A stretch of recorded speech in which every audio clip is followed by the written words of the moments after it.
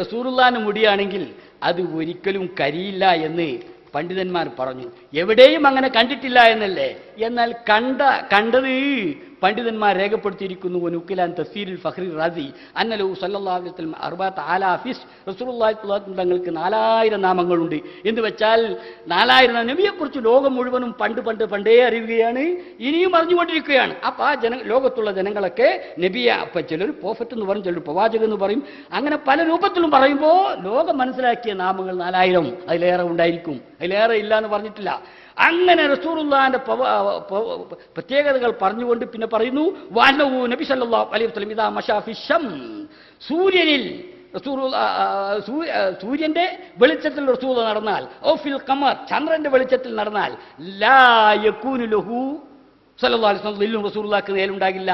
എന്നോ കാന നൂറ, നബി പ്രകാശമാണ്.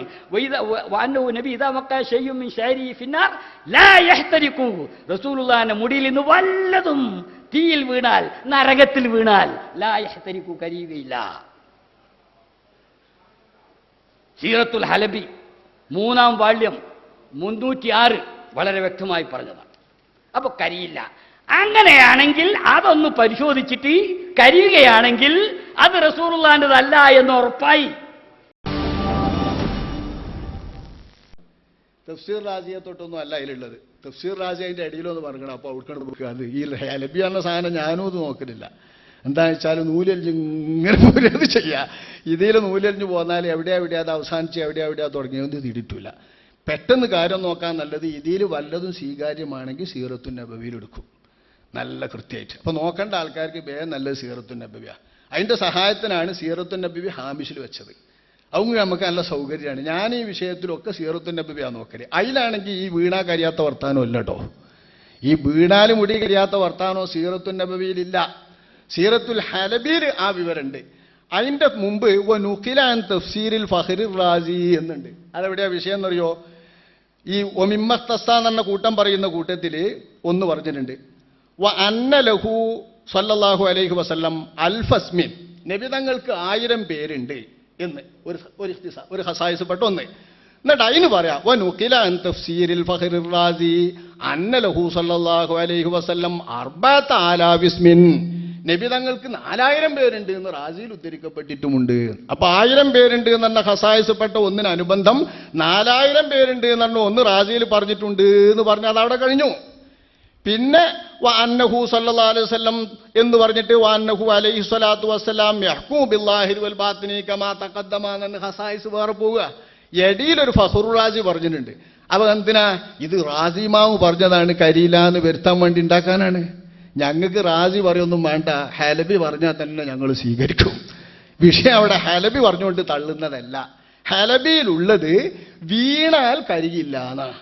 വീണാൽ കരിയില്ല എന്ന് പറഞ്ഞതിനെ കൊണ്ട് ഇടാൻ തെളിവാക്കരുത് എന്നാ ഞങ്ങൾ പറയുന്നത്. മുടി കരിയില്ല എന്നാണ് നജീബ് പ്രസംഗിച്ചത്. അള്ളാഹുവിന്റെ ഹബീബായ നബി തങ്ങളുടെ മുടിയാണെങ്കിൽ തീയത്തി വെച്ചാൽ കരിയില്ല എന്ന് ഏത് കിതാബിലാ ഉള്ളത്?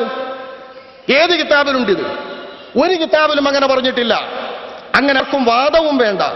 കരിക്കണം എന്ന ഒരു മാനദണ്ഡം കിതാബിൽ എവിടെയും പറഞ്ഞിട്ടില്ല എന്നും തീയിലിട്ടാൽ കരിയും എന്ന് ഏതൊരു കിതാബിലാ പറഞ്ഞത്? തെളിയിക്കാൻ ഏതെങ്കിലും മൂക്ക് കീഴ്പ്പെട്ടുള്ളൊരു മനുഷ്യണ്ടെങ്കിൽ കേരളത്തിൽ വെല്ലുവിളിക്കട്ടെ, ഏത് സംഘത്തിലാണെങ്കിലും വേണ്ടില്ല. തീയിലിട്ടാൽ കരിയൂല നബിന്റെ മുടിയെന്ന് ഒരു കിതാബിലും ഇല്ല.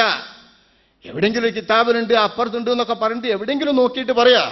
തീയിലിട്ടാൽ കരിയില്ല എന്ന് ഒരു കിതാബിലും ഇല്ല എന്നാ ഞാൻ സംസാരിച്ചത്. അത് ബോധപൂർവം തന്നെ സംസാരിച്ചതാണ്. തീയിലിട്ടാൽ കരിയില്ല, തീയിലിട്ടാൽ കരിയാന്നുള്ളത് ഒരു വിഷയ, അങ്ങനെ എവിടെയും പറഞ്ഞിട്ടില്ല. ഞാൻ കൂട്ടിച്ചേർത്തും പറഞ്ഞിരുന്നു, ഹസായിസിൽ വന്നതേ എടുക്കാവൂ, വന്നതിൻ്റെ അപ്പുറത്തേക്ക് കൂട്ടാൻ പാടില്ല. ഈ മുഅ്ജിസത്തുകളും ഹസായിസുകളും എവിടെ വന്നുവോ, ഏത് വസ്തുവിൽ വന്നുവോ അതിൽ മാത്രം പരിമിതമാണ്. ഇതിലെ നുസൂസുകൾ ഖിയാസാക്കാൻ പറ്റൂല. ഇതിനോട് ചേർത്തിട്ട് നമുക്ക് നിയമം സംഘടിക്കാൻ പറ്റൂല. ഖിയാസ് ഈ ഫന്നിൽ സ്വീകാര്യമല്ല. ഇമാം നവവി ഇത് പഠിപ്പിച്ചിട്ടുണ്ട്. ഇസ്ലാമിന്റെ അഖീദയും ഇസ്ലാമിന്റെ നിയമങ്ങളും പറയുന്നതിന്റെ നിദാനശാസ്ത്രം വിവരിച്ച ഉസൂലുകളിലെല്ലാം ഇത് വിവരിച്ചിട്ടുണ്ട്. ഹസായിസുകളും ഇസ്സാത്തുകളും ഖിയാസിന്റെ വിഷയമല്ല, വന്നതിൽ പരിമിതപ്പെടുത്തണം.